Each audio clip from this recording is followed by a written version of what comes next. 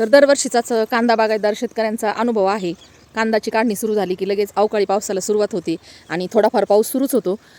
तर अशा पद्धतीने हा कांदा ढिगलं करून ठेवला ना व्यवस्थित तो कापलेला असतो आणि त्याच्यातलं पाणी जोपर्यंत मुरत नाही तोपर्यंत कांदा असा पातीखाली झाकून ठेवायचा. तर काहीच होत नाही कांद्याला. खळखळ कांदा झाला पाहिजे नाही असं खळखळ उस्तर ठेवायचा पातीखाली. जरी पाऊस आला ना तरी पण हा कांदा कोरडाच राहतो. तर असं पातीखाली झाकून टाकायचा.